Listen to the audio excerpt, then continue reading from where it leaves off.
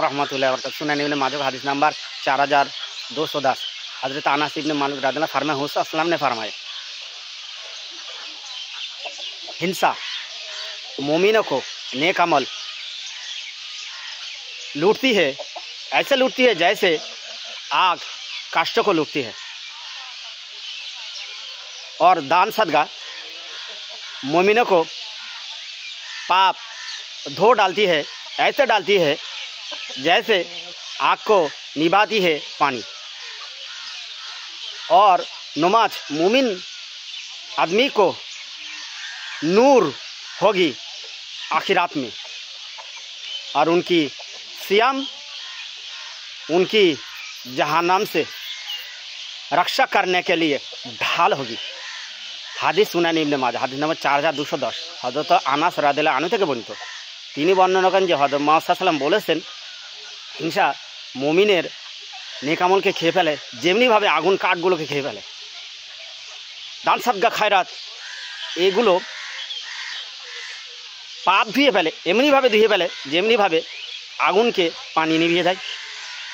আর নামাজ মুমিনের জন্য নূর হবে কিয়ামতে, আর তার রোজা হবে তার জাহান্নাম থেকে বাঁচার ঢাল। হাদিস ইবনে মাজাহ ব্যাখ্যা। রাসূল হাসান যে কথাগুলো বলেছেন অকাট্য সত্য, কোনো সম্ভাবনা নেই এতে যে লস খাবার। অবশ্যই মনে রাখা উচিত।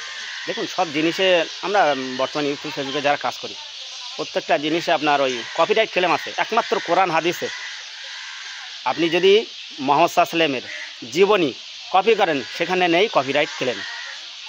হুবহু সেম টু সেম তেনাকে অনুসরণ আর অনুকরণ করা লাগবে, এটা মনে রাখা উচিত। তখন আমি ক্লাস 10-এ পড়ি, সালমান খানের তেরে নাম বই ওঠে, এরম বড় বড় চুল, এই পর্যন্ত চুল ছিল, সেম টু সেম। সেই টাইমে সব ফ্যান ফলোয়াররা, সালমান খানের ফ্যান ফলোয়াররা সব তেরে নাম চুল ছিল। ইভেন আমি গুনাহগার, আমারও এরকম, যেহেতু আমি তখন ক্লাস 10-এ পড়ি, তাও মাদ্রাসার সিনিয়র মাদ্রাসায় পড়ি এবং হাই স্কুল প্লাস, তো আমি সেরকম তেরের নাম টাইপের চুল রেখেছিলাম। তা ওনাকে হুবহু অনুকরণ করা হতো। সেই সব তেরে নাম টাইমের যে সিজন চলছিল ওই চুল খুবই ফেমাস, তো মনে রাখা উচিত। তাছাড়া কম ছোট বা বড় করলে কিন্তু এরকম হতো না। আমরা যদি একজন নায়ককে ফলো করে অবশ্যই তার ফ্যান ফলোয়ার হতে চাই, অবশ্যই তাকে পুরোপুরি হুবহু অনুকরণ করা লাগে। ঠিক তদ্রূপ আমাদের মনে রাখা উচিত আমরা যে হযরত মুহাম্মদ সাল্লাল্লাহু আলাইহি ওয়াসাল্লামের